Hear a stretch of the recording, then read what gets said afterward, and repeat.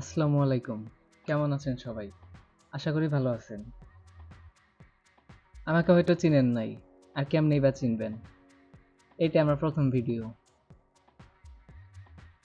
যাই হোক, আমি নবীন আহমেদ। আমি একজন অ্যানিমেটর। যদিও অ্যানিমেশন সেক্টরে একদম নতুন, আমি এখনো কাজ শিখতেছি।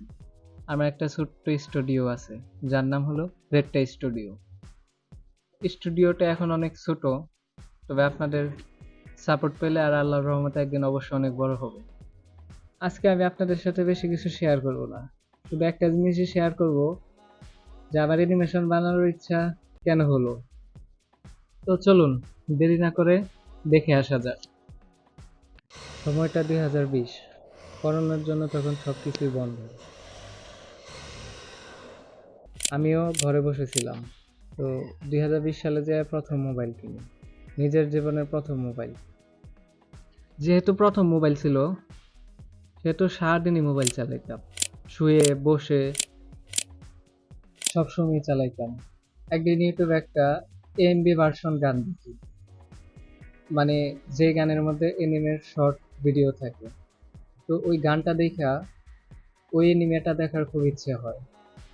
তো অনেক কষ্ট কইরা অনেক কমেন্ট ঘাটাঘাটি কইরা পরে নাম বের করি, মানে ওই এনিমেটার নাম জানি। আসলে এনিমেটা ছিল টোকিও রেভেঞ্জার্স। ওইটাই আমার জীবনে দেখা প্রথম এনিমে। এরপর আরো অনেকগুলো এনিমে দেখেছি, সবগুলোর নামও মনে নেই। তো এভাবে একসময় এনিমে দেখতে দেখতে নিজেরও ইচ্ছা হয় যে এনিমে বানাই। তো ওখান থেকেই অ্যানিমেশন বানানোর ইচ্ছাটা শুরু হয়। যদিও এনিমের মতো বানাইতে পারি না, তবে এখন যেরকম বানাই আশা করি কিছুদিন পরে আরো অনেক ভালো অ্যানিমেশন বানাইতে পারবো যদি আপনারা সাপোর্ট করেন। আর কমেন্টে জানাবেন আমার মতো কার কার এনিমে দেখার পর অ্যানিমেশন বানানোর ইচ্ছা হয়েছে। আর হ্যাঁ, খুব শীঘ্রই আসতে চলেছে আমাদের প্রথম অ্যানিমেশন সিরিজ লাভ স্টোরি। যদি ওই সিরিজের রিলিজ ডেটের আপডেট পেতে চান, তাহলে আমাদের অফিসিয়াল ফেসবুক পেজটিকে ফলো করুন। ফেসবুক পেজের লিঙ্ক পিন কমেন্টে দেওয়া থাকবে।